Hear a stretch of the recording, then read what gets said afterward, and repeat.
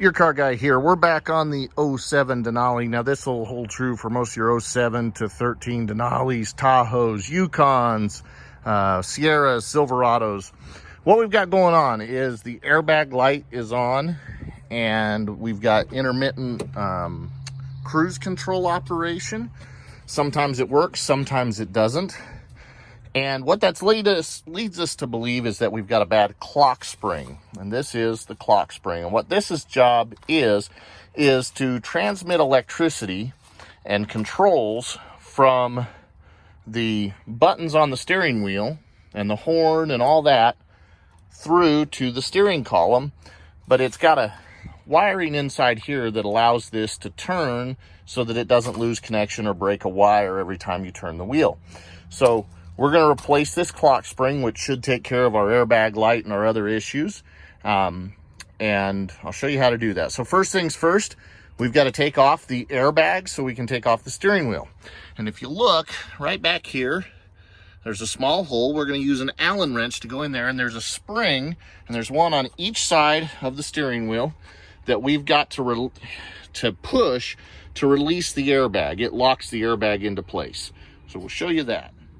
So now, using this to release this is probably the part that's going to frustrate you the most. So I'm going to show you exactly how far in you got to be. And what you got, if you'll see right here, see that wire? That's what you're moving. So if I take my finger, that's how far in that you're going to push before you feel the resistance. And doing it blind, it's going to take you a little bit, but it's just straight in, and you can see my Allen wrench there, and it's the same on both sides. Once you have your airbag loose, we're going to disconnect the wires that go to the airbag. Now what you'll need to do is first pull up these plastic yellow locks, and you can just take a screwdriver and work it under there and pop these up. And what those do is those lock the wiring clip so that they won't accidentally come off. It'd be bad if, you know, they came off during an accident and your airbag didn't deploy. So once those are pried up, there's those little tabs on either side that you will squeeze, and it's hard to see right here. And then you'll be able to wiggle the wiring right back out of the airbag. So again, you're going to squeeze that little tab, and on this one, they're pink. We'll squeeze those and pop those out. Once those are out, now note that these are color coordinated and they have different connectors, so you're not going to mess up which wire goes to what on the airbag. So next step is we can see our clock spring back in here, but we're not going to be able to get to it without taking off the steering wheel. So we're going to need to remove our center nut here, and then we'll pull our steering wheel off. So with a 21mm socket, we'll simply remove the center nut. Now before I pull the steering wheel, I need to disconnect this wire here. There is a clip right on top there that you can take your screwdriver and get in there and pry up that lock, and then we can pull out this wire. Okay, with that wire disconnected, we're going to pull the steering wheel straight off. We'll just grab it and pull. Note that you don't need a steering wheel puller to do this. It will just wiggle it back and forth. Now, remember, there is an arrow here. This is to line up onto your shaft. So you see that slot right there in the end of the steering shaft. And then also our gap here for the teeth. That's to make sure that your steering wheel lines up where it's supposed to. Now, next step, we're going to go ahead and pull this cover out of our way so that we can get the clock spring out. So this cover simply snaps together, so you can take your screwdriver and just kind of pry up, and it'll come apart and give us our access to the clock spring.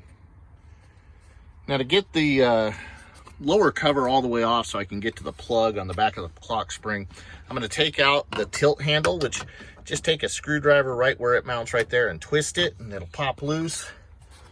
And then I can pull out my tilt handle, and that should give me enough room to remove my entire lower cover. Now with that out, I can see my connections here that I've got to take off the back of my clock spring.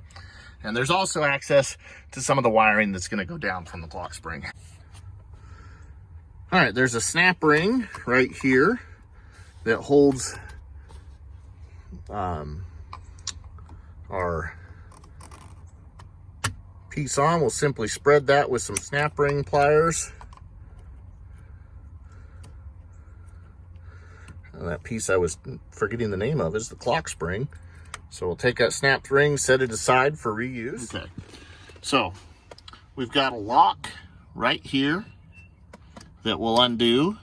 We'll just pull that down to release our wiring on the back there. Once that one's released, we can pull this down. Now we'll see that we've got some zip ties holding this wire that goes back down in under the steering column. And so we're gonna need to remove this panel to get access to undo that wire properly and not have any issues. So what we'll do first is we'll take off the fuse box cover, get it out of our way, and then underneath you're going to have a couple of screws that hold this panel on. Let's take those screws out. You will also have one 10mm bolt right up there that holds the brake release on. We'll take that out as well. Once the bolts are out, you just simply grab and pull to release these tabs that lock it into the dash. So you'll pull towards you. Now we can get in and trace that wire back to where we can disconnect it. So we'll grab our clippers and we'll clip our zip ties here. We'll make sure we're going to put new zip ties on to hold everything back in place.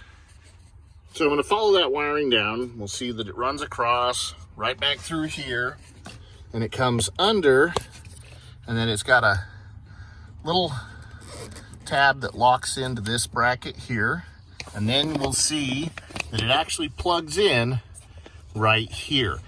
That orange part there is a lock tab that we'll have to push up so that we can push in and disconnect it right there.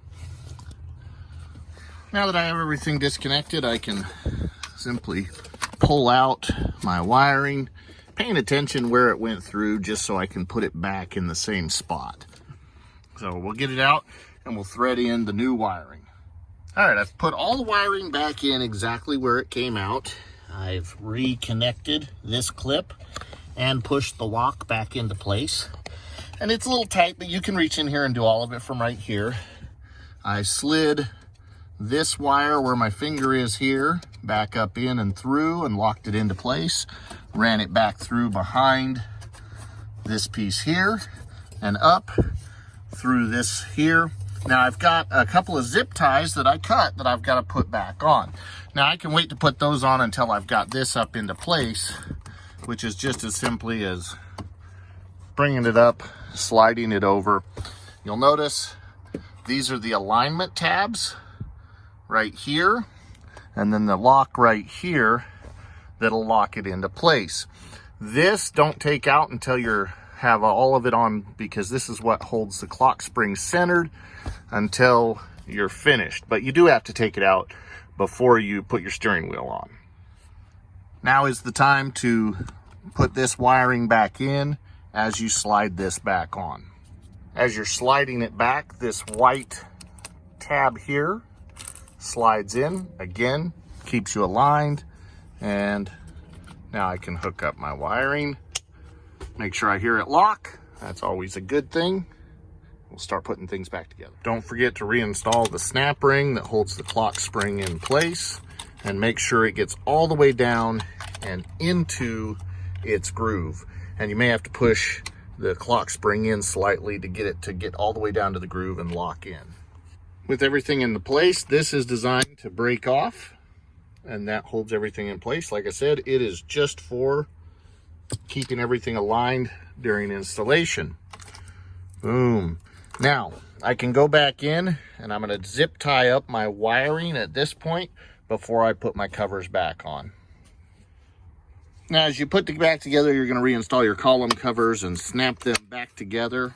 You should have a good tight fit. Make sure that your ring around your shifter's all in place and everything looks good. Now you can reinstall the tilt handle, which simply slides in, push in to lock into place. Hey, look at that. It works.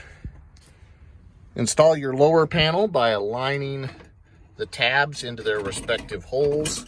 There are 3 of them, one on each side here and one at the bottom. And they just simply push back into place.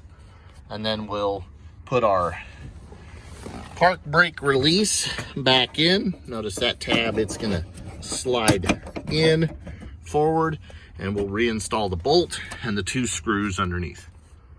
Lower panel back in, we can put our fuse cover back on, just line up all the tabs, and it just locks into place. Now, it's time to reinstall our steering wheel. As I go to install the steering wheel, I'm going to feed those 2 yellow wires through this upper slot right here. Don't pinch them. And then I can plug back in this connector back to the clock spring. Don't forget to line up your arrow with that notch right there. That centers your steering wheel. And you can just slide it right on and install the nut and tighten it down. All right, nut's tight, wiring's plugged in. Now we can then plug in our airbag wiring, which now you'll notice the loop here is designed to be so that it's up. So when you install this, you'll have it facing you, and that loops up to give you enough room. Don't forget, after you clip it in, push down the lock that holds it in. This prevents it from popping out in an accident. So we'll get our other plug put in here. Now, reinstalling the airbags, pretty simple. We just line it back up onto the steering wheel and give it a push. And there we go. Now it's just time to test and make sure our lights are all fixed.